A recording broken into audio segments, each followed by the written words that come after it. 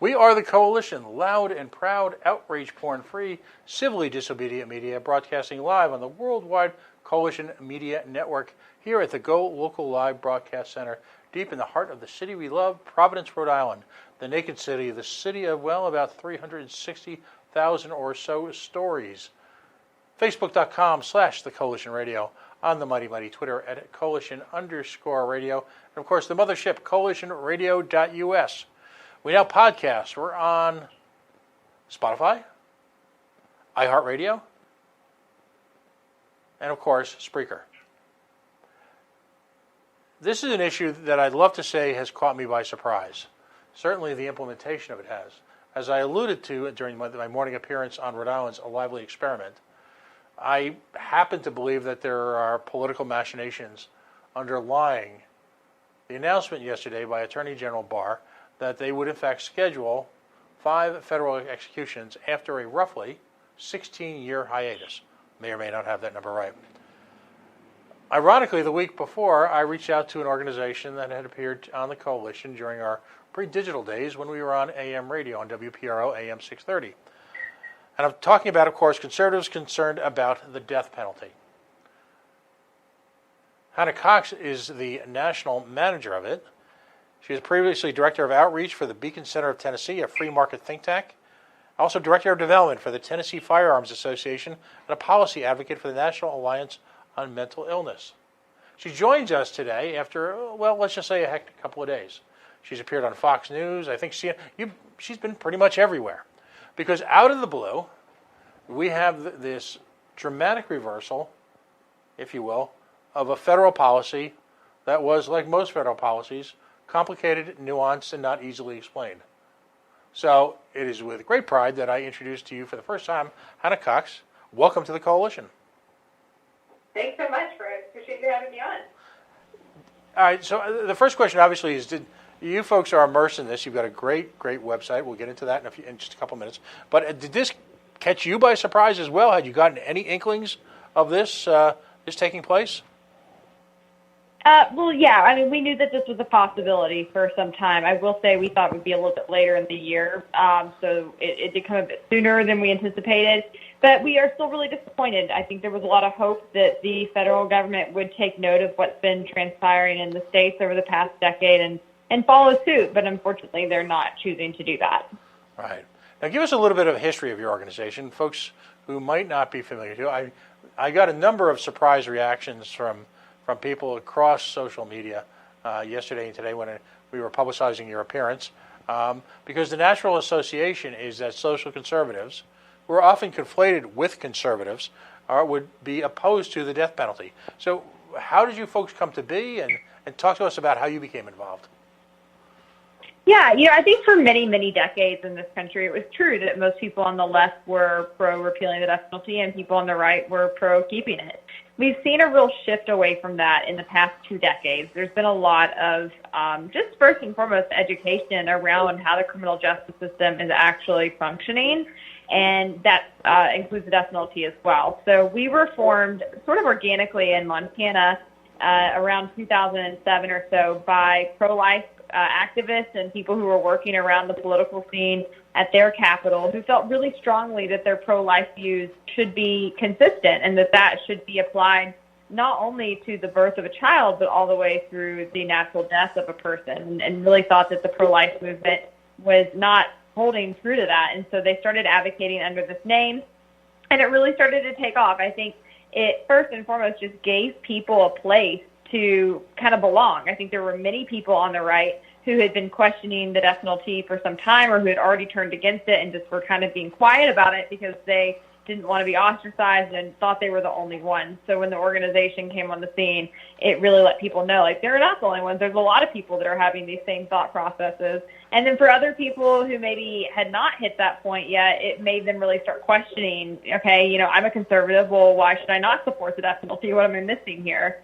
And so as it grew, it started to get national attention, and a lot of other states were wanting to develop their own chapters. And so we actually went national as an organization in 2013 and have been growing since that point. So we work across the country in various states And we just simply try to educate people, both within social conservative and mainstream conservative and even libertarian circles, about why the reasons we don't think the death penalty aligns with our values of a limited government, fiscal responsibility, and protecting the sanctity of human life. What's fascinating to me is the connection with folks who are pro-life. Has there ever been any sort of formal study done in terms of polling at any level on attitudes of the pro-life movement towards the death penalty?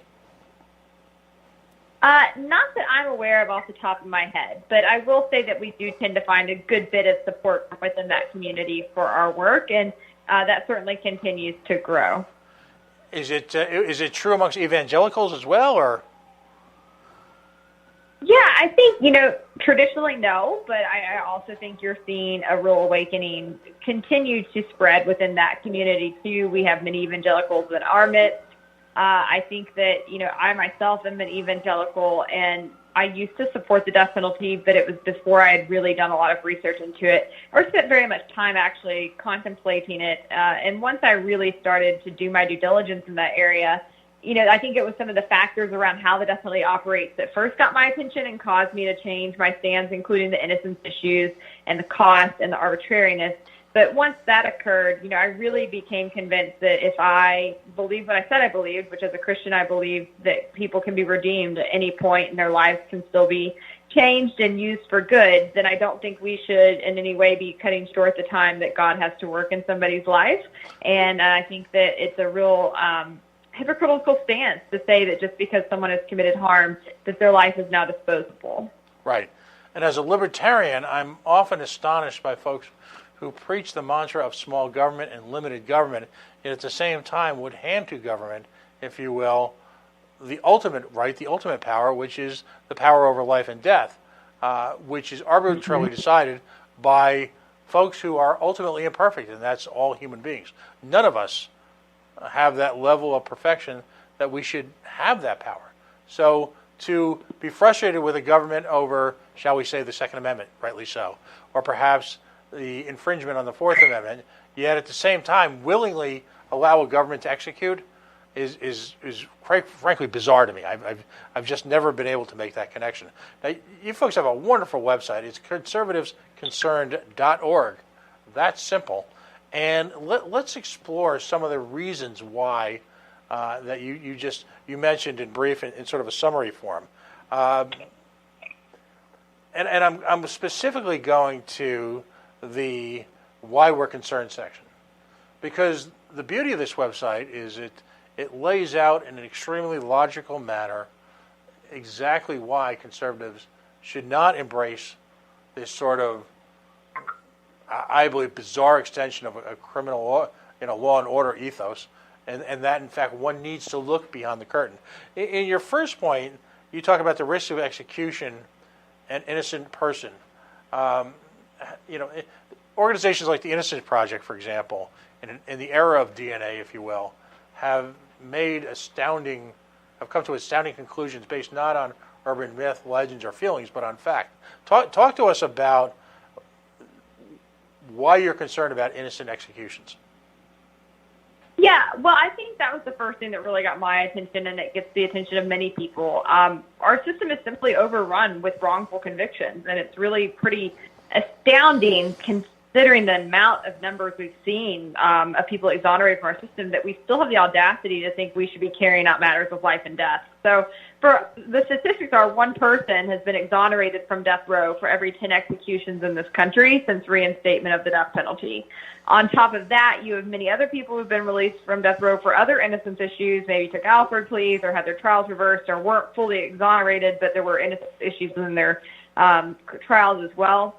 And then you have about 800 plus people who've been exonerated who were charged and found guilty of homicide but simply weren't given the death penalty. So, I mean, you've got over 1,000 people as a whole who've been in some way charged for homicide and sentenced and proven innocent. And I just think that's really, really outrageous and quite terrifying. I think with those numbers, it's almost a given that we have executed innocent people, and I know that we will continue to do so as long as we have the system. Right. Should tragedy ever dictate public policy?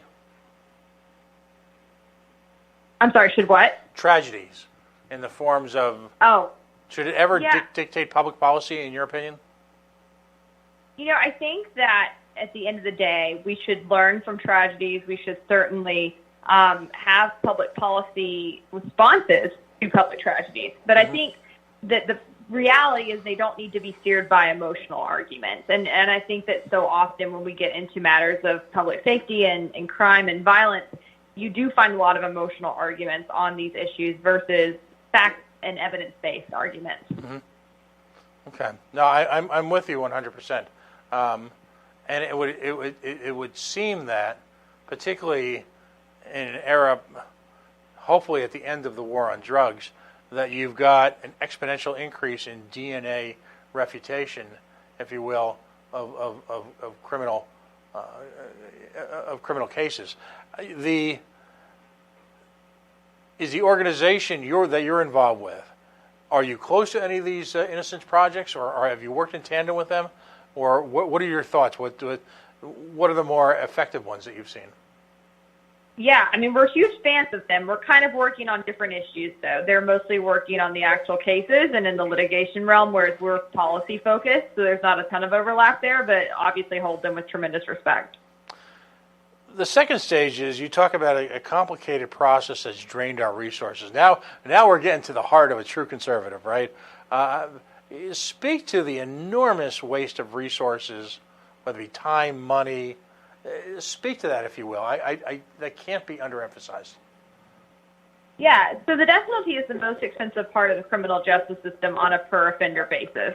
I don't think that surprises anyone. I think most people know that the death penalty is really expensive, but they erroneously think that it's because it takes too long and that if you were to simply speed up the process, that would solve it. Mm-hmm. Nothing could be further from the truth. The reality is that the death penalty costs about $750,000 to $1 million more per case than the next most expensive punishment, which is life in prison without parole. Mm-hmm. And when you consider that most people who receive a death sentence still end up serving life without parole because the leading cause of death on death row are natural causes, you have to sit back and say, okay, why is the death penalty so much more expensive than life without parole? Well, the reason is the trial. 70% of the costs are incurred at the trial level alone, meaning even if the jury doesn't give the death sentence, even if an execution never occurs, the state is already spending that much more money in excess to just even consider a death penalty case than it would for life in prison without parole.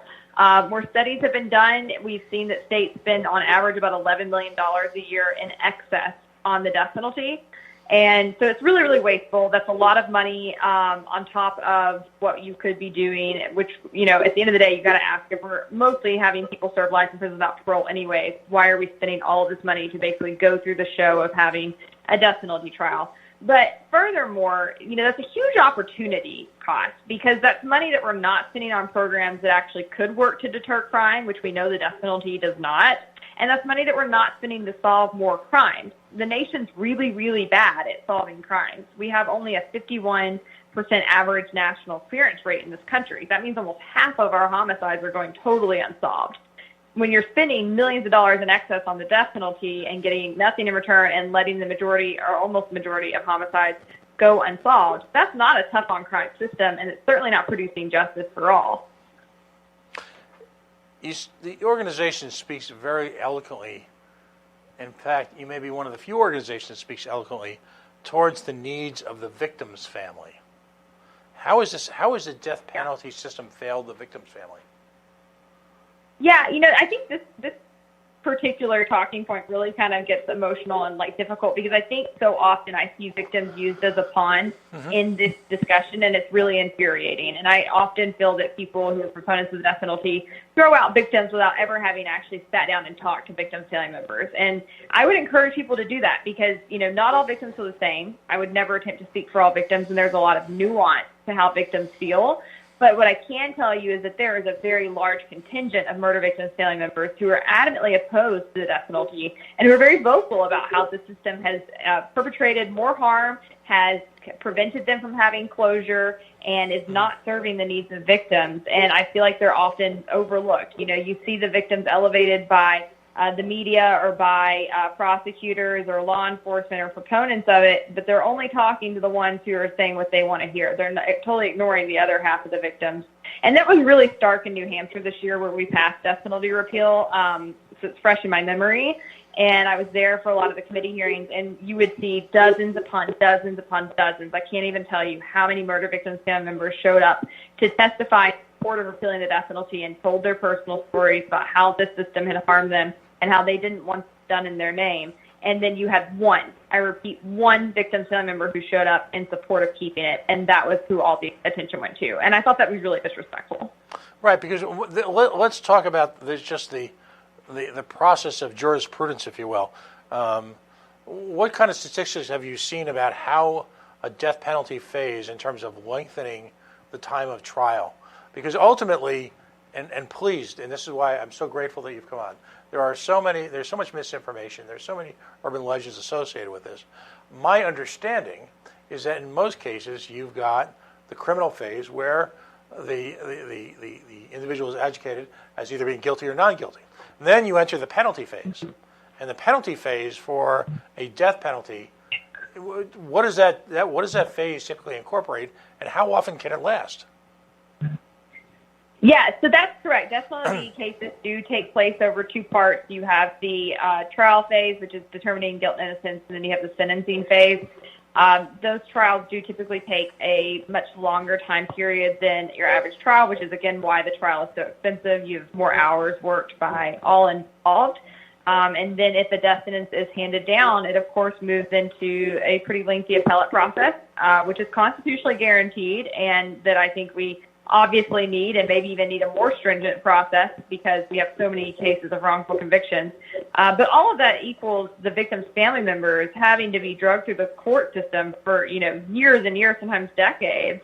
And they're promised along this pathway by members of law enforcement and prosecutors that they're going to get closure from this. That this is something that's going to, even out the score in some way. And what so many of them find is that ongoing system really keeps them from having any kind of finality or closure and from being able to start to rebuild their lives. They're instead kind of stuck in this perpetual, situation where they're having to go in and out of court and constantly be reconfronted with the defendant. And I think that it's really traumatizing for a lot of people. And oftentimes they either are opposed to it from the very beginning because they already aren't supportive of the death penalty from an ethical standpoint. And other times they become opposed to it after going through this. And then even others, stay proponents all the way up until the execution date and then feel really misled and lied to because they don't get that closure that they were looking for. So there's a lot of different perspectives that I've heard from victims' family members about what the system's like for them. But almost across the board, I've heard from people who have been through this for many years say, if it had just been a final sentence like life without parole, I could have begun rebuilding my life years ago. I could have started processing and moved through that phase, and it would have been a better outcome. And so I think that we should pay attention to that. Right, because we even look at the national political elections right now. You've got a Democratic candidate who, until very recently, until she sensed that maybe she wasn't being received with the fervor that she thought, was touting effectively her prosecution rate. And of course, I'm talking about Kamala Harris, who is no friend, if you will, to her law and order attitudes and the type of caseload she's taken on. Were no friend to the libertarian movement whatsoever. You've got this, political points being made literally on the backs of victims, and it's reprehensible. And God forbid that the victim or members of the victim families were either part of the criminal case itself, in the sense that they were either witnesses or parts of the evidentiary phase of the trial, because, again, I'm not an expert, I would imagine that would have to be relived throughout the entire appellate process. So you're literally sentencing the victims' families to their own special prison sentence. And I apologize if that sounds cliched or hackneyed, but that's quite frankly the case. Their lives. Yeah, no, that's a good point. Then people don't usually bring that up, but the reality is that most people who are killed by someone they know. So the likelihood that you're dealing with a family on both sides of a case is pretty high, and so that's a real reality that people face. And I think that's obviously quite traumatic. But even when it's not, an interfamily crime, you still have to think about all the other family members that are impacted by this. Even when someone has committed harm, what that does to their family if they have a person who is executed, what that does to a child if their parent is executed. And what we end up seeing is that the death penalty really just perpetuates these cycles of violence and trauma, and it's not in any way productive or producing better outcomes. Right, because the next step that's so cleanly laid out on conservativesconcerned.org, why we're concerned page, is that the reality, again, not the myth, not the fake news, but the reality is that in no way does the death penalty keep us safe, does it? No, we see from all the data that we've evaluated nationwide that there's no evidence the death penalty is a deterrent whatsoever. And in fact, usage of the death penalty tends to correlate with higher rates of violent crime, whereas regions that get rid of it or who don't use it as frequently tend to see lower rates of violent crime and see continued decrease in those crime rates. So I think that quite the opposite could be argued, and I would go back to those costs as the factor there. When you're spending millions of dollars in excess on the death penalty, that's money you're not spending on programs that actually do work, and it's money you're not spending to solve more crime. So it makes sense that you continue to have higher violent crime rates around the death penalty. Right. And I believe one of the most stunning, if you will, indictments, for lack of a better term, of the criminal justice system, and particularly as it applies to death penalty candidates, prisoners, is the notion of how grotesquely incompetent our judicial system can be to people of lesser means, and the imbalance that occurs between executions based on, demographics as opposed to either the heinous nature of the crime or the, if you will, the ability to convict. So I'm wondering what your thoughts are on that. Yeah, well, we know that the leading causes or determinants in sentencing for a death penalty have really very little to do with the nature of the crime. The first leading cause is the location where the crime is committed. Mm-hmm. So we see that only about 2% of counties are bringing the majority of death penalty cases in this country. And to date, since reinstatement, all executions have come from less than 16% of counties. So it's very random. You could literally look at the death row population in a state and see a crime that was committed in one county gets a death penalty, and a nearly identical crime that was committed in another county get maybe not even life. It's so random. The next leading determinant in whether or not someone gets death penalty is means. Can you afford to hire a good attorney? You'd be really hard pressed to find people of economic means on death row. It just doesn't tend to happen. And then the third leading determinant is the race of the victim. If you kill a white person, you are exponentially more likely to get the death penalty than if you kill a black person or a Hispanic person. In California, you're 3 times more likely to get it if you kill a white person. In Louisiana, you're 96% times more likely to get it if you kill a white person.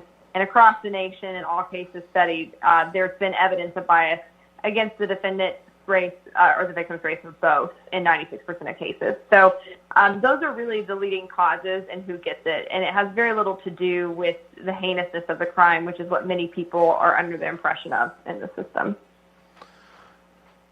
So the entire system, it would appear, is based on really the capriciousness of your own individual circumstances. It's the decision to execute someone based on a criminal case that may be or may not be highly flawed, that on an evidentiary base may in fact have been manipulated, and then the ability of someone who's going to be executed to fight it is economically based. It sounds like just such a horrifically, tragically flawed system. For the love of God, why would Attorney General Barr and the Trump administration, and clearly the president, look to do this? I mean, in your opinion, and I'm not, I'll let you answer however you want. We've not gotten to know each other yet in terms of the organization's political nature versus your focus on the facts. But is this a political theater that's taking place here? What, or was there any consideration other than that involved in that? You know, I can't at all speak to their mindsets or what their reasoning is. My best guesses are what we typically see, which is that support for the death penalty runs about a mile wide and an inch deep. And I think that support tends to be high until people take just even the slightest amount of time to really look at how it's operating, upon which you see support quickly wane. And I think that's what's led to the ongoing downward trajectory in both the use and popularity of the death penalty in this country as we've moved into the age of information. People are getting to look behind the scenes of the criminal justice system in a way they never have before, and they're really getting to get up close and personal and see how it's functioning, and they're terrified because it is a hot mess, and it's nowhere near the system that we are taught we were founded upon, which is that we were supposed to have a system that favors the defendant, right, that protects the defendant from the government, that is set up so that it would be better that 100 guilty men go free than one innocent person perish. Well, that's great. That's what we're taught. But if you look at it, that's not what's happening. And I think that's why you're seeing a real shift in public opinion. That being said, Trump and Barr are both from an older generation, and I think their policies really age them in this area because they're just way out of the loop. Because the next and final area, until we get into a little bit more about information about your organization, is, of course, the protocols employed. And I hope I'm using the terminology correctly. What I mean protocol is the actual methodology in which the execution is carried out.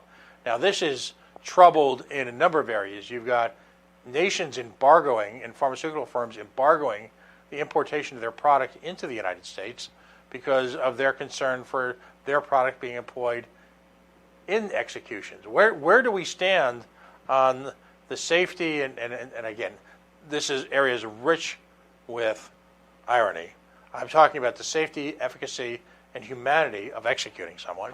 Not quite sure how we found an area where those topics overlap, but where does that stand right now? Because we've had years of controversy, and in fact, my reading of the history is that the embargo on the death penalty federally began in part because of the confusion and chaos surrounding protocols. Yeah, that's right. There's been just a total meltdown around the execution protocols over the past 2 decades in this country. And as you correctly pointed out, it's not because of activists or groups like myself that are tying this up in the courts. In fact, it's actually the drug manufacturers themselves that are putting in stipulations and doing everything they can in their power to prevent their product from being sold and used in this manner, which I would argue, again, as a conservative, that is your right to freedom of association. That is your right as a business person to not have to participate in transactions that you find unethical. And I think that that's something we should stand with the pharmaceutical companies on, because they've done everything they possibly can to be clear about this, and you still have states trying to do a runaround and often go through nefarious means to still solicit these drugs behind their backs. And that's why you see a lot of states passing these anti-transparency laws around the death penalty. And they'll say, oh, we want to protect these companies from the public. We don't want their names out there because they might get attacked by the public. That's not the truth at all. The reality is that they're trying to keep the companies themselves from knowing that they have their drugs. So people should be really wary of that if their state lawmakers or other representatives are pushing those kinds of really bad bills. On top of that, though, we do know that there's been many, many issues brought up in the court by different people who are defendants and their lawyers alleging that these drugs produce torture. To the best of my knowledge, I'm not a scientist, but it does look like there is some merit to that, and courts are still ruling in different ways in different states, and those cases are all at various processes. The federal government did have a stay on a number of executions that began around, I think, 05 or 06, and so that has been the holdup for 16 years at the federal level. They, in order to move forward with these 5 executions, are moving to a new protocol where they'll only be using one drug, which is pentobarbital, which has been very controversial, and we'll see what happens as far as that goes. But in short, yes, there are many problems. We moved to the lethal injection protocol a number of years ago because basically proponents of the death penalty had been trying to outrun the Constitution for a long time. And they keep producing means that don't pass the muster of the Eighth Amendment and could be ruled cruel and unusual. And so then they keep trying to find new means, which is what was supposed to happen with the drugs. But we know that's not really what has transpired. They produce side effects akin to being waterboarded, and we've seen the distress that people have witnessed of those being executed with these drugs. And so I really think there's probably a larger court decision coming down the pipeline at some point. Due to that, you've seen some states like Tennessee actually go back to using an electric chair in the past year, which is just absolutely bonkers. They've carried out 2 or 3, I think, executions with the electric chair in recent years to try to get around this. So it's really a pretty sad state of affairs and really desperate. And, to sum all of this segment up on this point is keep in mind all of this just continues to exacerbate the cost, on top of what the trial costs. Imagine what the states are spending, the federal government spending on these kinds of lawsuits and trying to develop these drugs and elicit these drugs behind the backs of the manufacturers. There's no telling what they're spending. You mentioned court cases. And if you're just joining me, by the way, Hannah Cox from Conservatives Concerned About the Death Penalty has joined us, conservativesconcerned.org. What can the ordinary American do right now? If you're a liberty-minded individual, if you're a conservative who sees this as a grotesque intrusion on not only human rights, but on but exacerbating the power of government, if you're like me, a committed libertarian who just finds everything about this reprehensible, what can we do as citizens? Yeah, I think there's a lot you can do. People forget how much power they have as American citizens. And as a whole, the states know that people are turning against this issue. That's why you've seen 11 states this year alone with Republican-sponsored bills to repeal the death penalty. So I think first and foremost, people need to make sure their lawmakers hear them at both the federal and state level. Let them know, I'm a conservative or I'm a libertarian and I don't support that, and here are the reasons why, and I don't want you to support it, and I want to see something done about this. I think they can donate, obviously, to groups like mine or the Eighth Amendment Project that are, working towards repeal and sponsoring a lot of the activities that are going on around these repeal efforts in different locations. If you don't have money, you can give your time and get involved with different chapters. People can do things like write op-eds and letters to their editor, give speeches at their local, Republican or Libertarian group meetings, help educate people about the problems with the system. Because, like I said earlier, if you just get the facts around how it's operating in front of people, you'll find that most people quickly lose their support of it. And then, I think on top of all of that, you can continue to try to just spread the word on social media, share thought pieces, and just try as best you can to get the word out there. Well, you guys are certainly doing a hell of a job. My hat's off to you. The way that you've reacted under sudden circumstances speaks to the professionalism of your effort. Folks need to support you. It's a wonderful website. It just lays out everything in stunning detail. You folks don't mince words, but at the same time, your approach is factual as opposed to emotional. And as a libertarian, I applaud that. We need, quite frankly, as a wise philosopher once said, just the facts, ma'am, just the facts. I thank you so much for joining us. I hope you'll include us on your list of press releases and keep us up to date, and to whatever degree in our own way out here in New England that we can help amplify your efforts, we are here. And so, Hannah Cox, thank you so much for joining us tonight. Thank you so much. I really enjoyed it. All right. And we will have the podcast out to you soon, both on here as well as on YouTube. So wonderful. And should you find your way into New England, I think New England is largely free from death penalty issues.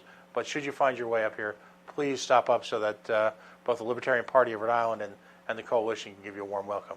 Thanks so much for your efforts. Awesome. All right. Thanks so much. All right, folks. We're going to take a very quick break right now. We're going to go to the Libertarian Hour in our segment. I want to thank Hannah Cox joining us. During the day this week, for the last 2 days since Attorney General Barr made his announcement, she has been fielding media requests from around the nation at the highest level. We're certainly grateful for her for taking the time out from her Friday evening to spend time with us. Folks, we are the Coalition, loud and proud. We're going to take a very quick break, and we're going to bring on the line Josh Smith, Aaron Adams, and a few other libertarians to talk about the hashtag LP Everywhere. Stay tuned. We'll be right back.